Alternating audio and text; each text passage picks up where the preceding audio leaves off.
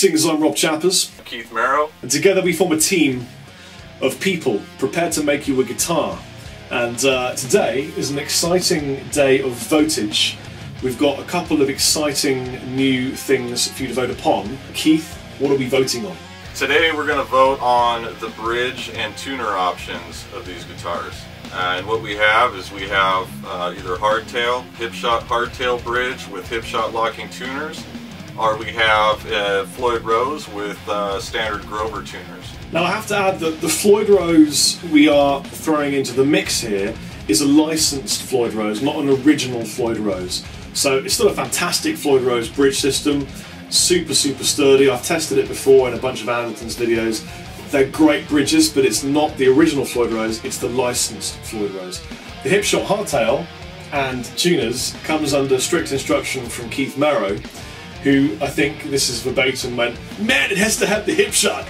Yeah, I'm not a Floyd user, but I used the hipshot on many guitars, and most recently the hipshot locking tuners I think are just fantastic tuners. They're open back, they're really high quality, they feel really good. Do you have any that you can show me? Because I haven't seen the hipshot locking tuners before. Let's take a look here. Yeah, I know. So they're the rotating barrel at the back. Yeah, see the exposed gear. Yeah. Real slick, man. They're real nice. Hipshot make incredibly good hardware. With the hipshot hardtail and the hipshot locking tuners, it's going to be a ridiculous beast. It's going to stay in tune. It's going to do the business. Yeah, I beat the hell out of these guitars, and they beg for more. That combination, it sounds really good. That particular bridge has a nice tone to it, and the thing I like about the locking tuners is when you change the strings, you basically just run the strings through, pull them tight, lock them down, cut them, and you turn them like not even a full turn, to get them up to pitch. So. It's less wear on the tuner, you don't have to crank it a million times. And it's a very practical thing to have that kind of mechanism. And I suppose it's the benefit over the Floyd, because the Floyd type tremolo, if you've got one, you'll know what I mean. It's a bit of a pain in the ass to change a string. Yeah. If you're a beginner, I wouldn't recommend using a Floyd. I'd immediately recommend a hardtail if you're a complete beginner or an intermediate. If you've used Floyds before, you get used to it. You pin them down, undo it, whack a string in there in 2 minutes is not a problem, but it does take a while. So the Floyd option, because it locks off at the headstock, we've just gone for Grover tuners. Grovers are great. We stock Grovers on all of the regular Chapman guitars here. That's a really solid industry standard tuner. Yeah. So in addition to these two sets of hardware, the hardtail or the Floyd Rose with the different kinds of tuners, we're also going to allow you to vote on everything, and that includes the construction method of the neck to the body. Keith, what are the three types of construction we're offering? We're going to do bolt-on neck, set neck, or neck-through guitar. So you're all going to know the various benefits of these different construction methods. They're all great. I've had many a bolt-on neck, I've had a couple of neck-throughs and a couple of set necks. Some of the set necks, like this ML-7 for example, have a really deep tenon under the humbucker, really stable, great, nothing particularly moves. Again, I've had amazing bolt-on necks, and I haven't really had many neck throughs, but I know you've had a few of them, haven't you? Yeah, I have a couple here, and you'll probably hear a lot of people say, that the neck through is going to be the best option. It sounds the best, it looks the best. I think it certainly looks the best. It's definitely clean. From an aesthetic standpoint, it's probably the most attractive of the three options. But as far as tone goes, you'll hear people argue all day long that there's going to be a huge difference, and there might be. But to me, it's not a huge difference. I have bolt-on neck guitars, neck-through guitars. I've had a few set neck guitars, and I'd say that the bolt-on necks, they might sound a little snappier, for whatever reason. That's just the experience I've had with them. Neck-through guitars seem to sound a little bit more smooth, a little more consistent. I think that's because with a bolt-on, some of the sound stays in the neck, and so you tend to get more of the neck giving you tone, and with everything connected in one, you're getting the whole thing resonating purely. That's a tiny awareness from myself. It's something that you have to really be in touch with the nuances of the particular guitar, and have two similar things to really notice it. But yeah. And if you're playing through a very distorted amplifier very loudly, you're not gonna know. Well, there's another vote for you guys, because we give you everything to vote on here at Chapman Guitars, and that is the number of frets. So whether you like 22 frets or 24 frets, the choice is up to you. Keith, how many frets would you go for? 36. And I would only use the bottom one. It's a funny vote, because I imagine that 100% of you will go for 24 frets, but we had to offer it to you because that's what we do at Chapman Guitars. Everyone gets a choice. The exciting thing is, I've got my calculator out and I've worked out, based upon the principle of it being a neck through, just for sake of argument because it's the most expensive construction method, that the retail point on either of the two bridge and tuner setups would come in at £549 English. Keith, what's that in American? That's $700 in America here. And we can ship to America for $40. So we could be shipping you a neck through Floyd Rose equipped or hardtail for $740, which is, I think, pretty amazing. And that's for a neck through guitar.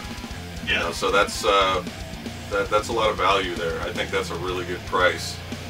A lot of bang for the buck. And I think by the time we're done designing this thing, it's going to be a really, really kick-ass guitar for that amount of money. There's a lot behind the scenes that Keith and I go into that makes this work and look amazing. And we know it's fun. It's hard work, but it's fun. It's great though. I mean, to be able to do something like this is a huge, it's a huge honor to be able to, kind of grab the reins and help to design a guitar, that hopefully a lot of people will play and enjoy. That's a really cool feeling. Grab the reins there was a Freudian slip from Keith, admitting that he is the Santa of shred. And let's just, on that point, let's just recap the votes we have for you right now. So vote 1 is for the Hipshot hardtail with the Hipshot tuners. Vote 2 is for the Floyd Rose with Grovers, and don't forget it's not an original Floyd Rose. And then we've also got the 22 versus 24 frets, and then we have the construction method of bolt-on, set neck, or neck through. It's like a cornucopia of voting. It is a melange of votage. What the hell was that? That was French. You're getting all British. Big words. I'm getting all British from France. But Keith and I have been chatting, and we made the decision to do something else pretty cool. Keith, why don't you tell them about the cool thing? Alright, so we've had many emails, comments, questions about whether or not we could offer the Evertune bridge. And I'm excited to say that it is definitely a possibility, and what we need to do is to gauge whether or not that's something that people would want. Now, just based on the fact that people have been pretty vocal about saying what are the chances of being able to get an Evertune on the Chapman ML-7, and there is a chance. There's totally a chance, but the thing to consider is that it's going to, substantially increase the cost of the guitar. Yeah, well, I talk them through the pricing so that they understand. Basically, what we're saying is we're going to go ahead and do the vote with the hardtail and with the Floyd, but we can and will make a limited number of guitars available with an Evertune system and Hipshot tuners, provided enough of you would like that to take place. So there's going to be another vote where you're asked, would you spend $1,050 roughly, these are all rough prices by the way, because they can change on shipping and the exchange rate, that kind of thing. Would you spend roughly $1,050 to receive an Evertune equipped, Hipshot tuned ML-7? And if enough of you vote yes, then we can and will make a limited number of Evertune available ML-7s from Chapman Guitars. Right. which, having used the Evertune bridge firsthand, and you know, I did a demo of it. Maybe you can link the demo. Here's the link to the demo I did. Now, it's a pretty amazing piece of hardware. It's costly, but you know, I think it's worth it. You know, to have that thing factory installed on an ML-7 guitar is really cool. That would be really an amazing thing. So I think that, you know, if you have any interest in that at all, you know, let us know about it, because we, you know, that'll help us decide whether or not it's something that we can do. And also, you know, if you're willing to pay that sort of price for a Chapman ML-7 with an Evertune equipped, you know. Yeah, to put it in a sort of UK relation, it's £800 for an Evertune and Hipshot equipped ML-7, which is a lot of money for Chapman, because we've only thus far produced sort of more affordable guitars, so this will be a big stretch for us. So it's basically, if you want it, we'll do it, no problem at all. But it's really more of a taster and a sort of sampler question than the other very specific straight-ahead votes. Because the you know, the vote between, you know, the hardtail and the Floyd, you know, those are definitely, one of those is definitely going to happen. Whether or not the Evertune happens, you know, the Evertune is going to be a limited thing on top of whatever, you know, is chosen, whether it's the Floyd or the the Hipshot. The thing that freaked me out was that whether you go for the Floyd or the hardtail, it's the same price. It still works out at $700, £549.